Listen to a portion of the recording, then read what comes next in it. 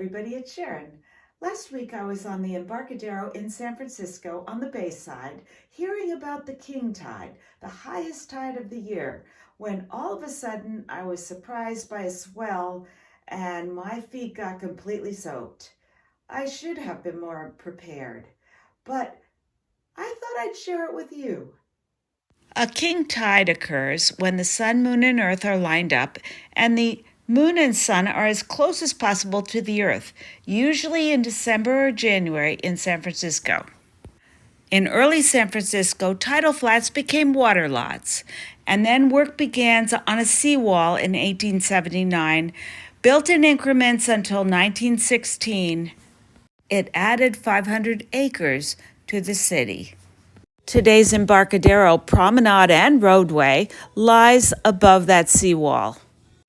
When the seawall was first built, sea levels were about 8 or 9 inches lower than they are today.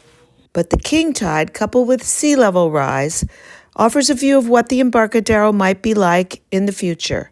And that's not the only risk facing the port of San Francisco. The seawall is showing its age, with cracks and deterioration.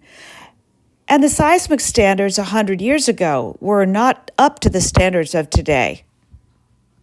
If we had another big earthquake, scientists tell us we could have lateral spreading, we could have liquefaction, and the utilities buried in the Embarcadero could be damaged. Fortunately, in 2018, San Francisco passed a $425 million bond measure as a down payment on repairing the seawall. And the port has already put some of that money to use studying which will be the best solutions.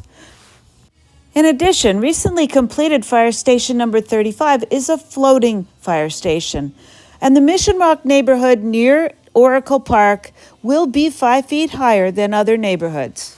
Last week I went back to the Embarcadero to film it at a lower tide. Sure enough, the tide had receded and there was no danger of getting my feet wet. But if you come to the Embarcadero in January, there'll be another king tide. Look forward to seeing you then. Thanks for joining me today. Catch you later. Bye.